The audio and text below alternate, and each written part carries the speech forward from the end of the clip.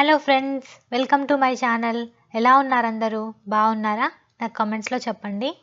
వీడియోని స్టార్ట్ చేసే ముందు మీలో ఎవరైనా నా ఛానల్ని ఇప్పుడే చూస్తున్నట్టయితే తప్పకుండా సబ్స్క్రైబ్ చేయండి.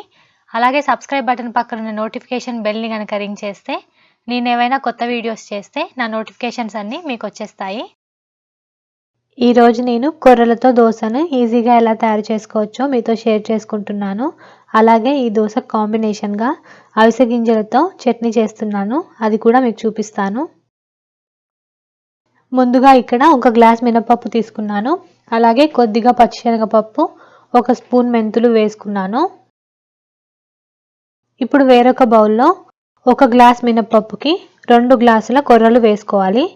ఇక్కడ నేను 2 గ్లాసుల కొర్రలని వేసుకుంటున్నాను. మినపప్పుని కొర్రలని సపరేట్గా నానబెట్టుకోవాలి. ఎందుకంటే కొర్రలు చాలా చిన్నగా ఉంటాయి కదా, వీటిని సపరేట్గా గ్రైండ్ చేసుకోవాలి. అందుకని విడివిడిగా నానబెట్టుకోవాలి. ఇప్పుడు వీటిని 6 నుంచి 8 గంటల పాటు నానబెట్టుకోవాలి. ఈ మిల్లెట్స్ని ఎలా వాష్ చేసుకోవాలి, ఎలా నానబెట్టుకోవాలి అనేది నా ప్రీవియస్ వీడియోలో ఆల్రెడీ చూపించాను కదా, అలా మీరు వాష్ చేసుకొని నానబెట్టుకోండి. చూసారు కదా, వీటిని నేను 6 నుంచి 8 గంటల పాటు నానబెట్టుకున్నాను. ఇవన్నీ బాగా నానిపోయాయి. ఇప్పుడు ఈ కొర్రలో మిగిలిన వాటర్ని ఒక గ్లాస్లో సపరేట్గా పక్కకు తీసుకుంటున్నాను. ఈ వాటర్ని నేను మిక్సీ జార్లో మనం గ్రైండ్ చేసుకునేటప్పుడు కొద్దిగా వాటర్ అవసరం అవుతాయి కదా, అప్పుడు ఈ వాటర్ని వేసుకొని గ్రైండ్ చేసుకుంటాను. ముందుగా నేను మినపప్పుని గ్రైండ్ చేసుకుంటున్నాను. ఎప్పుడైనా సరే మిల్లెట్స్ని నానబెట్టుకునేటప్పుడు కొద్దిగా వాటర్ వేసుకొని నానబెట్టుకోవాలి. ఎక్కువగా వాటర్ వేసుకొని నానబెట్టుకోవడం వల్ల ఆ వాటర్ని పడేయాల్సి వస్తుంది కదా, అలా పడేయడం వల్ల మిల్లెట్స్లో ఉండే పోషకాలన్నీ వాటర్తో పాటు పోతాయి. కాబట్టి కొద్దిగా వాటర్ వేసుకొని నానబెట్టుకోవాలి. ఇప్పుడు నేను కొర్రలని కూడా వేసుకొని గ్రైండ్ చేసుకుంటున్నాను. ఈ పిండిని కొద్దిగా గట్టిగా కనుక గ్రైండ్ చేసుకుంటే ఇదే పిండితో ఇడ్లీలు కూడా చేసుకోవచ్చు. ఇలా గ్రైండ్ చేసుకున్న కొర్రల మిశ్రమాన్ని, మినపప్పుని ఒకసారి బాగా కలుపుకొని ఒక రాత్రంతా పక్కన పెట్టుకున్నామంటే పిండి బాగా పులుస్తుంది. నార్మల్గా మనం చేసుకునే దోసపిండితో కంపేర్ చేస్తే మిల్లెట్స్తో చేసుకున్న దోసపిండి త్వరగా పులుస్తుంది. ఇక్కడ నేను కొర్రలని నానబెట్టిన వాటర్ ఒక గ్లాస్లో తీసి పక్కన పెట్టుకున్నాను కదా, ఆ వాటర్ని ఈ దోశ బ్యాటర్ అంతా కలుపుకోవడానికి యూజ్ చేశాను. ఈ దోశకి కాంబినేషన్గా అవిసె గింజలతో పచ్చడి ఎలా తయారు చేసుకోవాలో చూద్దాము.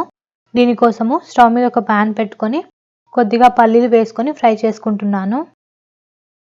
ఈ పల్లీలు బాగా ఫ్రై అయిపోయిన తర్వాత ఒక 2 స్పూన్ల అవిసె గింజలు వేసుకొని ఫ్రై చేసుకుంటున్నాను. అవిసె గింజలు త్వరగా ఫ్రై అయిపోతాయి. ఇప్పుడు ఈ పల్లీలు అవిసె గింజల్ని వేరొక ప్లేట్లోకి తీసుకొని ఇదే ప్యాన్లో కొద్దిగా ఆయిల్ వేసుకొని ఒక చిన్న టమాటోని చిన్న ముక్కలుగా కట్ చేసుకున్నాను. అలాగే ఒక 4 పచ్చిమిరపకాయలను తీసుకున్నాను. వీటిని ఫ్రై చేసుకోవాలి. ఇక్కడ నేను కొద్దిగా జీలకర్ర కూడా వేసుకున్నాను.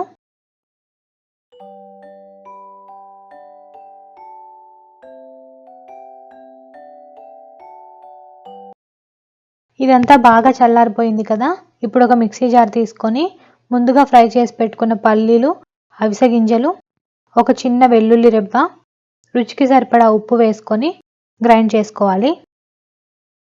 ఇప్పుడు ఫ్రై చేసి పెట్టుకున్న టమాటో ముక్కలు, పచ్చిమిర్చి కూడా వేసుకొని గ్రైండ్ చేసుకోవాలి.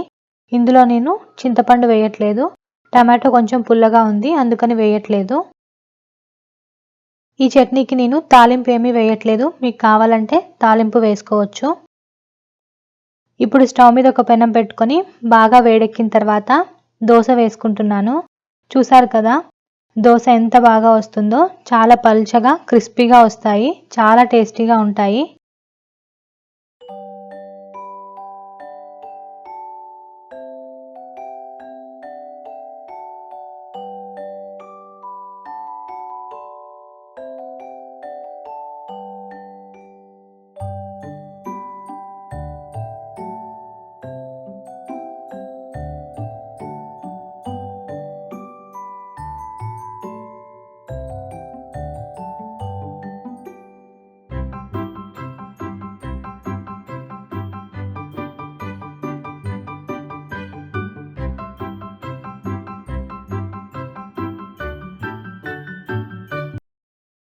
చూసారు కదా, కొర్రలతో దోశ రెడీ అయిపోయింది. చాలా టేస్టీగా ఉంటుంది. ఈ రెసిపీ కనుక మీకు నచ్చితే తప్పకుండా ట్రై చేసి ఎలా వచ్చిందో నాకు కామెంట్ సెక్షన్లో చెప్పండి. ఇదండి ఈరోజు వీడియో. ఎలా అనిపించింది మీకు? వీడియో నచ్చితే లైక్ చేసి కామెంట్ చేయండి. Thanks for watching. మళ్ళీ ఇంకొక మంచి వీడియోతో మీ ముందుకు వచ్చేస్తాను. బాయ్. Take care.